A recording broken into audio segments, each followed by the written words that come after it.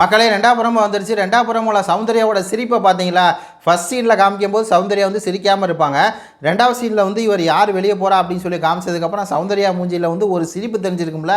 அந்த சிரிப்பை பார்க்குறதுக்கு தான் அந்த ப்ரொமோவே நம்ம வந்து ரிவ்யூ பண்ண வரோம். ப்ரொமோவே பார்க்குறோம் அப்படிங்கிற அளவுக்கு தான் இருக்குது. இந்த ப்ரொமோவில் பெருசாக ஒரு கண்டென்ட்டுமே இல்லை.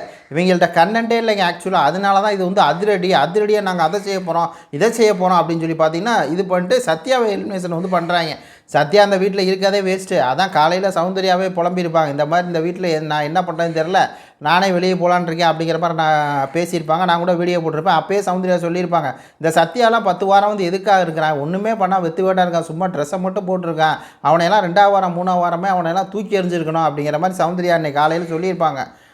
பாட்டெல்லாம் பாடிட்டு இந்த மாதிரி பல விஷயங்களை வந்து பேசியிருப்பாங்க. அதே தான் நடந்திருக்குது. நான் அதிரடியாக பண்ண போகிறேன், அப்படியே சத்யாவை தூக்கி நான் வந்து வெளியே அப்படியே அப்படி போட போகிறேன். மக்கள் வந்து சொல்லிட்டாங்க. மக்கள்கிட்டே இவர் வந்து கேட்டார், எப்பா சாமி, அப்போ நீங்கள் இப்போயும் வந்து விசாலை தூக்க மாட்டீங்க, அங்கேயே வந்து ஒரு பயாஸ்டு தான், விசாலை தான் நீங்கள் தூக்கி இருக்கணும். கரெக்டாக பார்த்தா ஓட்டில் கடைசியில் இருக்குது இவங்க 3 பேர்த்தையுமே தூக்கணுங்கிறேன். விசால், சத்யா, தர்சிகா 3 பேரும் போகணும். சும்மா அதிரடின்ட்டு ஒரு ப்ரொமோ விட்டுட்டு கடுப்பாக இருக்குது மக்களை. இதை பற்றி என்ன பேசுறது சொல்லுங்கள்? கண்டென்ட் இருக்குது அதில். ஏதோ தலைவி சிரிச்சா நீங்கள் சொன்னால் சந்தோஷப்படுவீங்க, அவ்வளோதான் கண்டென்ட். வரட்டுமா? நன்றி, வணக்கம்.